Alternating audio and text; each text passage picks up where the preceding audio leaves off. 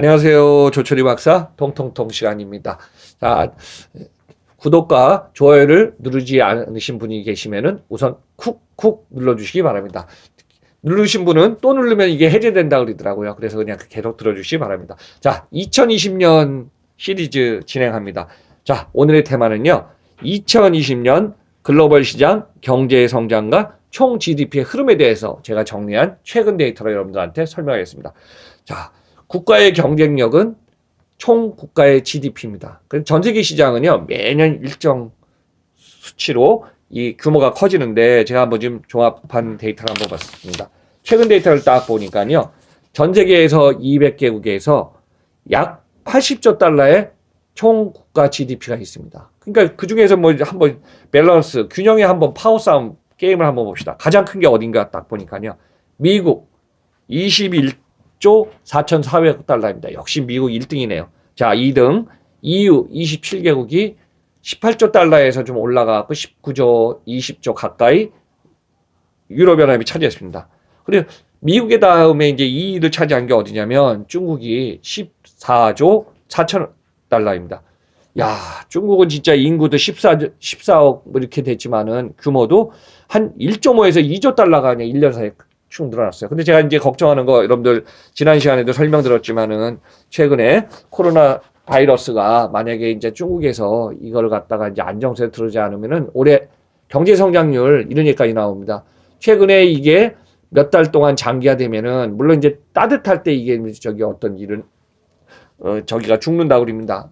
근데 이 시장이 만약에 계속 가면 소비 시장이죠. 경제 성장에도 영향이 있죠. 그러다 보면은 중국 지금 총 국가 GDP는 엄청 커져고 있지만은 중국이 아마 성장에도 문제가 있지만은 소비 총 국가 GDP에도 좀 타격이 있을 것 같습니다. 자, 3위는요, 역시 일본입니다. 일본이 뭐 전성기 때는 많았지만 최근에 서서히 정체돼 갖고 줄어들기 시작하는데 일본 같은 경우 5조 1,500달러입니다. 자, 한번 생각해 봅시다. 올해 큰 세계적인 빅 이벤트 있지 않습니까?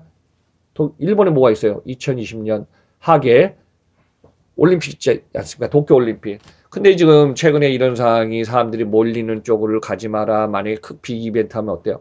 그동안 몇 년을 위해서 준비해온 빅 이벤트 행사가 결국은 물거품까지는 아니래도 큰 치명적인 타격을 받을 것으로 보고 있습니다.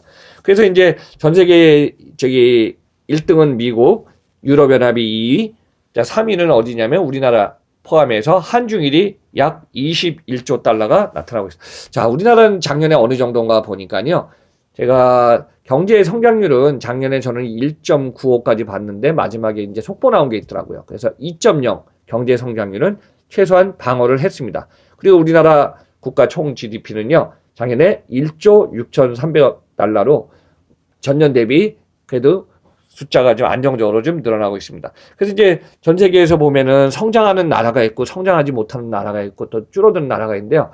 대부분의 국가들은 전년 대비 조금씩은 이제 성장하는 흐름을 좀 보이고 있습니다. 그래서 이제 총 국가 GDP가 그만큼 규모는 컸는데 그 다음에 커지는 게 제가 설명했지만 아세안 10개국. 아세안 10개국이 지금 3조 달러에서 앞으로 2030년 정도 되면은 5조 달러로 신흥공업국 중심의 아세안 10개국이 계속 좀 커질 걸로 지금 저는 보고 있습니다. 그리고 일을 열심히 해서 경제 성장을 올리는 나라가 있는가 하면요. 부가가치를 창출해서 복지나 후생을 잘 해갖고 안정적으로 가는 국가들이 있습니다. 그걸 바로 유럽의 인구 800에서 1000만 밖에 안 되는 선진국을 우리가 얘기했습니다. 그러니까 유럽의 선진국들은요. 기본적인 사이징이 있습니다. 첫째, 부가가치 산업을 중심으로 움직인다. 여행 산업에서 부가가치를 창출해서 해외에서 많은 사람들이 왔을 때 서비스 산업으로서 돈을 번다. 세 번째는 뭐냐면은 해외로 여행도 많이 가지만은 그 나라의 관광 사업, 그 다음에 부가가치 사업을 갖다가 국내 도메스틱 중심이 아니라 글로벌 시장과 연결해서 나갔다 들어왔다. 제가 있는데 허브앤스포크로 규모를 갖다가 안정적으로 확산하는 국가들이 있습니다. 그럼 여기에서 기본적으로 1인당 GDP가 어느 정도 규모가 되나 제가 한번 좀 데이터를 한번 정리해 봤습니다. 여러분들이 보실 때 이렇게 데이터를 보시면요. 역시 1인당 10만 달러가 넘는 국가가 있습니다. 참 유럽의 대표적인 룩셈부르크가요. 2019년 데이터가 11만 4,340달러. 자, 2위는 여러분들 정밀기계로 유명하고 시계, 그 다음에 관광산업, 물가도 비싼 나라로 유명한 나라 있죠. 스위스가 2등입니다. 오, 많이 올랐네요. 82,838달러. 3위 노르웨이. 뭐죠? 동계올림픽 하면 그 스키 이거 강국 있지 않습니까? 노르웨이. 인구는 뭐 우리 1,000만도 안 돼요. 근데 이 나라 81,000달러 이상을 합니다. 자, 4위, 5위 다 유럽의 선진국입니다. 아이슬란드 77,000, 5위 아일랜드 73,000입니다. 근데 작년에 비해서 좀 역전된 두 나라가 있습니다. 6위는 싱가포르가 올라왔어요. 자, 싱가포르는 제가 그랬죠. 그 전에 보지만은 아세안에 있으면서 유럽과 동남아시아에 있으면서 아세안, 그다음 한중일, 그 다음에 남미, 북미의 중개지 역할.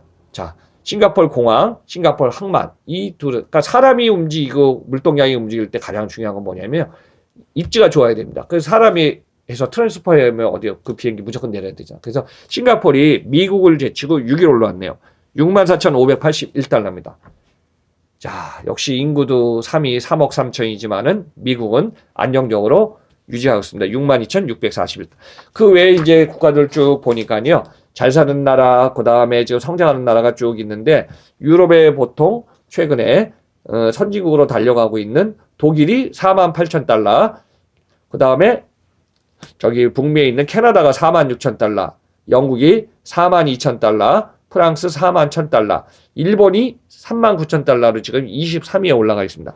자, 그럼 우리나라 어떨까요? 우리나라도 평균적으로 31,000에서 32,000달러 정도로 일단은 1인당 GDP 3만 달러 올라왔습니다. 어느 분이 저한테 그랬더라고요. 박사님, 우리나라 잘 사는 거 아닙니까? 근데 제가 이렇게 우리나라는 지금 5년, 10년 안에는 계속 성장은 2.0이 되든 2.5가 되든 3.0이 되든 안정적으로 올라갑니다. 그렇지만은 우리나라 1인당 GDP는 32,000, 3,000, 앞으로 35,000까지는 가겠죠. 근데 이제 더 이상 인구 5천만 명 이상의 1인당 GDP가 3만 달러 이상이 되면은 뭐 규모가 큰 나라로 포함되기 때문에 거기에 우리가 지금 인정을 받고 있는 겁니다. 그래서 우리나라의 경제 성장률 앞으로 어떻게 될까요? 해갖고 제가 전 시간에 그런 얘기 했습니다. 우리나라요, 성장률 작년에 2.0 방어했는데 올해 이제 1월 수출이 뭐 저기 구정이 껴갖고 조금 이제 주춤했는데 2월에 이거를 갖다가 어느 정도 반등하지 않으면 우리나라 올해 경제 성장률 2.2, 2.3, 2.4 목표를 했는데 그게 쉽지 않을 거다 했는데 최근에 여러 가지 어떤 코로나 영향도 있지만은 우리나라의 지금 경제 성장률이 올해 지금 제가 한 달 지나갔고 2달 지나갔고 이렇게 상황을 보니까요 그렇게 만만치 않은 것 같습니다. 일단 3개월 1, 4분기를 지나봐야 되지만은 수출, 수입 이 상황 그렇게 조금 호전적인 상황은 지금 달려가지 않는 걸로 해서 좀 걱정하고 있습니다. 그래서 우리나라가 전 세계 국가의 총 GDP 중에서 어떻게 보면은 한 약 80조 중에서요. 제가 한번 쭉 데이터를 분석해 보니까 1위에서 상위 20위까지 되는 기업 국가 중에 거의 70조 달러를 가져가고 있더라고요. 그러니까 이제 앞으로 그 외의 국가들 있죠, 여러분들. 아프리카 53개국, 그 다음에 저기 남미에 있는 나라들, 이런 나라들 다 합쳐갖고 결국은 얼마예요? 한 180개국이 다 합쳐도 총 국가 GDP가 얼마야? 10조 달러가 채 안 된다는 얘기죠. 그만큼 선진국들은 고부가가치 산업으로 총 GDP를 향해서 달려갈 것이고 그 다음에 생산하면서 자꾸 성장해서 제조로 달려가는 국가들은 과거에 이제 선진국들이 달려갔던 거를 갖다가 지금 학습 경험을 쫓아가는데 최근엔 판이 다 바뀌었습니다. 과거에는요. 제조, 유통, 물류도 제가 2010년 전후입니다. 선진국이 했던 걸 갖다가 똑같이 해서 점포를 늘려요. 가서 물건 사요. 또 온라인 사요. 해서 이런 걸 갔는데 앞으로 2020년을 기점으로 제가 팁을 드리면요. 1인의 융합화, 1인의 가치화 시대로 가고 있습니다. 그래서 뭐 조직 생활을 하더라도 내가 맡겨진 일만 열심히 하면은 나는 가치를 자기 올렸다가 아니라 나는 조직 생활 내에서 기능적인 역할, 휴먼 리소스 역할도 하지만요. 자기 개발도 해가면서 내가 하나의 분야만 하는 게 아니라 관련된 분야까지 어느 정도 가치를 창출하지 않으면요. 결국은 이 분야에서 결국은 이 분야의 전문가로서 끝날 수밖에 없습니다. 제가 이런 얘기 하나 했습니다. 과거에는요. 영업을 잘하는 사람이 있지 않습니까? 술상무 해갖고 술을 잘 마셔서 영업 잘하면 이 분야에서 하다가 자면 딴 회사에 영업 부사 가면 술 잘 맞고 또 영업 수완이 좋아하면 되는데 최근엔 뭐예요? 영업도 잘하지만은 마케팅도 알아야 되고 영업을 잘하지만 금융도 알아야 되고 영업을 잘하지만 글로벌의 동향도 알아야 되고 그래서 거기서 가장 중요한 건 뭐냐면 제가 이렇게 얘기했습니다. 글로벌이라 전 세계 아니면 개인적인 휴먼 리소스에서는요. 가치를 가진 사람은 그만큼 많은 인맥을 갖고 있습니다. 제가 이제 10년, 20년 전 얘기 잠깐 하고 마무리하겠습니다. 결국은 여러분들이 알지만은 지금 세계 부호 1위는 제프 베조스가 하지만은 빌 게이츠, 그다음에 워런 버핏 이렇게 쭉 아직 상위에 있지 않습니까? 이 사람들은 자기의 가치와 인맥이 있어서 이 인맥들은 어떤 인맥끼리 서로 연결하고 있어요. 그래서 이제 서로 이제 토네이드도 해주고 하기 때문에 여러분들도 나의 가치와 관련해서 내가 도움되고 배울 나의 어떤 멘토 같은 인맥, 나의 다양한 정보를 갖다가 글로벌 지향으로 여러분들이 자꾸 흡수를 해야 돼요. 그렇지 않으면요, 눈앞에 보이는 게 아니라 많은 인맥을 갖고 많은 정보를 가지고 있는 사람들은 이 인맥은 또 이 인맥을 갖고 있습니다. 그래서 다양한 인맥 속에 내가 앞으로 어떤 방향으로 좀 가야 되나.